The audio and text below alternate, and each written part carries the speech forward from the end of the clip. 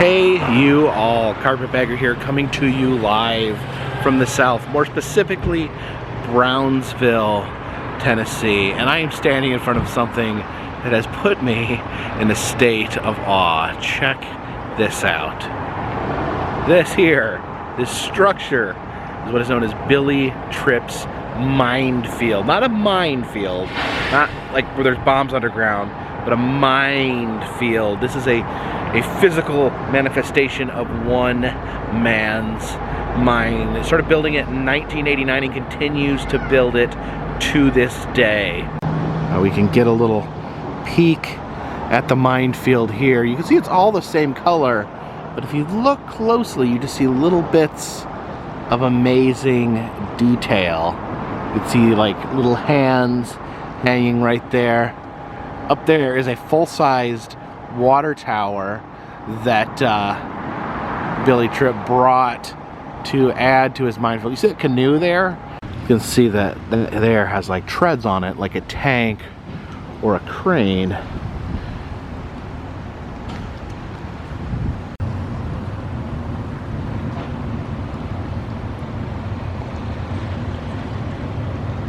Check this out, the minefield actually has its own diner here, the Minefield Grill.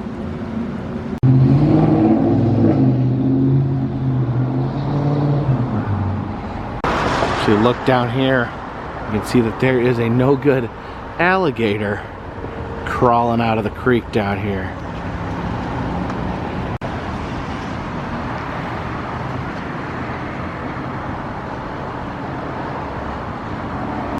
Little monument here says, "I support gay rights, though personally I like girls."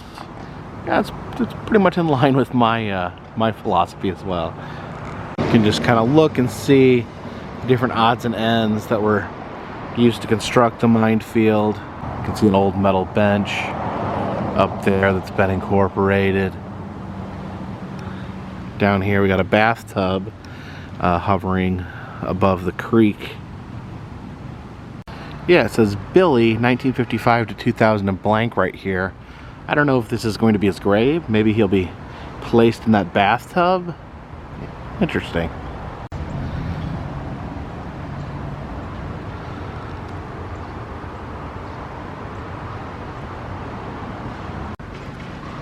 Looking over there, you can see there's a canoe hanging there. I guess this is for leaving comments. It says pen and paper, but there is not pen or paper in there. The sign here says Minefield Cemetery, a life of one in honor of Mom and Dad. On this side of the minefield we have the Sunrise Inn and Suites, this motel right here. Might be fun staying in that hotel and have the minefield towering over top of you. Here it says tour visitors check in at the Barbershop Museum, so I guess that's where we'll head first. This horse has a bit of wisdom for us. It says, "You may know how to ride, but you gotta know how to fall." If you would like to ride this horse, $5. $5 for a ride on this good old horse here. Yeah, here is the Minefield and Master Barbershop Museum. One of a kind, Minefield and Master Barbershop Menagerie Museum. And this all he do. Him and our classmates in school. And so he built all of this. Nobody help him or nobody do nothing.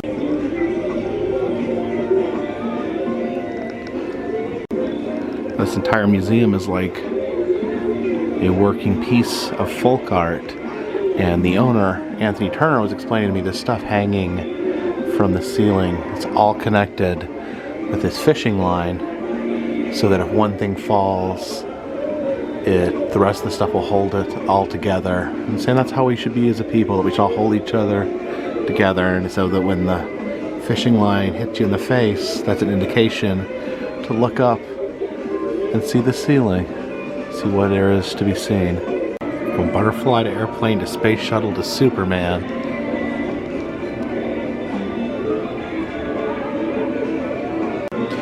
saying that all the quotes are either by Oprah Winfrey or Steve Harvey.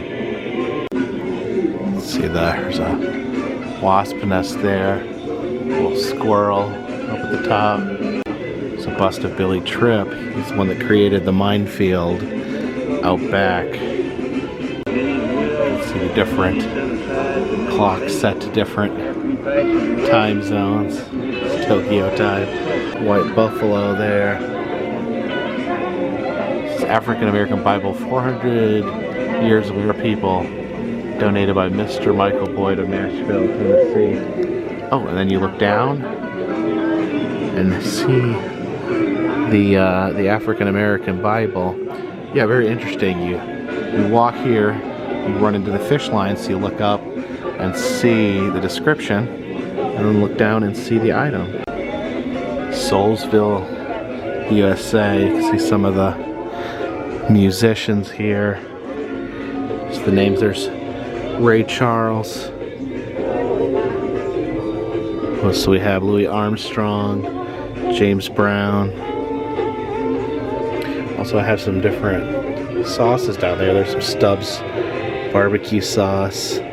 This is a tribute to men and women that fought in the military. You can see it's connected to this plane, it's just connected to this canteen, which is connected to this gentleman right here in the military helmet. You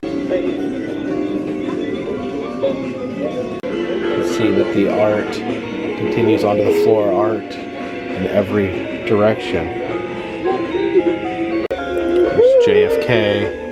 And we have a mask of George W. Bush, lunchbox, hard hat, and sifter. These are all different books by different United States presidents. It says War in the Streets, let us make a difference in 2019. Love, not hate. This is artificial braids right here. You can see some other hair-related items. This is Trayvon's Last Supper. You see Trayvon Martin in the middle where Jesus would be. And these is all young people who were shot in acts of violence. There's Malala. And I think these Skittles probably reminiscent of the Skittles that were in the pocket of Trayvon Martin when he was shot. Some local servicemen right here. We have a carving of a farmer there. Some cotton in the background. See J. Edgar Hoover there. See King Kong peeking out behind him. Here's the owner of the museum, Anthony Turner, with Oprah Winfrey's father. A broken treasure. Anyone or anything broken can be fixed. Love, not hate. Very positive messages here at the museum. Heading into this section of the museum. Public announcement. Hear this. Never, never, never play with firearms, guns. And then there are some guns right here. Facts about Elvis. In 1956, Elvis walked around with a walking cane. He hurt his ankle in a football game. Exact date is not known. Huh. It says at the age of 2, Elvis cried for 2 days when his pet rooster died. His rooster's name was Chanticleer. This must be Chanticleer the rooster in this cage right here. Elvis owned a minor bird which could only say 4 words. The words were, "Elvis, go to hell." Wow, what an ungrateful pet. What a mean little minor bird. Do not let what you cannot do interfere with what you can do. It's not by the size that you win or fail, but whatever it is you do, be the best at it. Well, Elvis certainly was the best at what he did. Again, there's a string throughout this museum to make you look up and see the items up there. Elvis Presley's favorite sandwich is peanut butter and fried banana. Yum, yum. Said Elvis had a pet turkey named Bowtie. Elvis really loved birds. Says this is a agreement between the telephone companies and Negroes in the 1912. States that Negroes, or black people, not allowed to talk on the phone, and they have to have a white person basically translate for them and talk on the phone.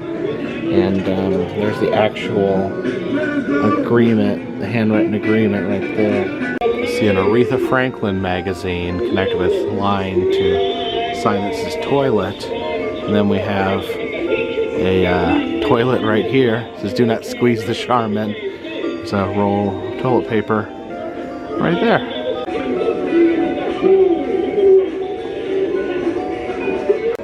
It's a little miniature church there. You can peek inside. See the people. Then in here is actually a working barber shop. Anytime you get ready to start a business or something like that, first thing we do, we talk ourselves out of it because of probability. Do I have enough money to finish? What did my friend gonna say? This and that. But if you can get past that word and get the possibility, it's nothing you can't do. And I couldn't build this unless I got past that word. Yeah. So I finally got past that word, and therefore I could do all of this. And I put the sign, so I put sign that probability and possibility in your face just to see who can get past it. It said when Santa stopped, tap the ladder lightly. Yeah. Nobody never tapped the ladder because they let probability get in the way. If I touch this ladder, it'll knock it over the fall. Yeah. But if you tap the ladder, things will begin to work for you. See what I'm saying? So that, when Eagle get ready to, when she get ready to pick a husband, she would test his loyalty. What they do, they both fly all the way up to the sky, and she will open her wings and drop to the earth for no reason, and he'll be right on her. If he grab her before she hit the ground, they'll be together forever. But if he don't grab her, she'll kill herself. And if he grab her, one thing she won't do, she would never have intercourse with another bird, and he would never have intercourse with another partner. At 5:15 in the evening when it's hot, Yeah. this whole thing covered with birds. Really? I mean, all kind of birds from everywhere. And at 7:15, they all fly up and go that way. I don't know why they do it.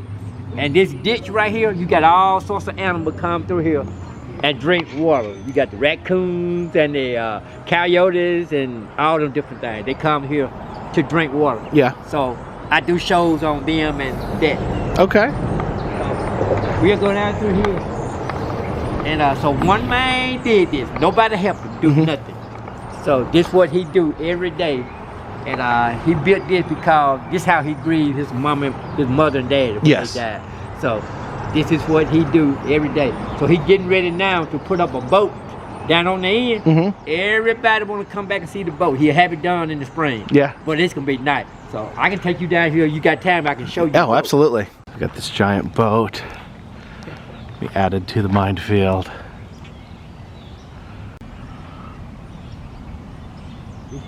Yeah. This is like the scaffolding for a drive-in movie theater. So he adds some stuff to it. You can make something out of it. Oh yeah? It's supposed to be buried directly under the canoe, right there. It's planning to be buried right there under the canoe. So he got permission from the city to be buried there.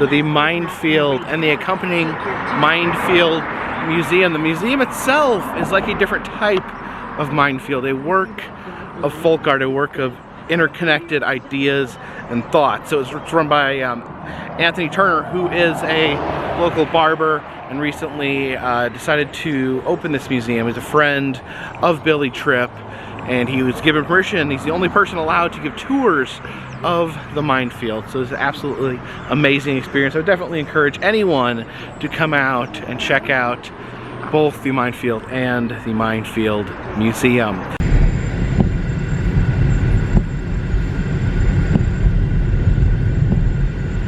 I don't know much about this museum, but I try to adhere to what is called the rule. One of my personal rules that I have for myself while I travel is that any museum, anything that has the word museum in it, has to have something that is worth seeing, and so far I've never been proven wrong.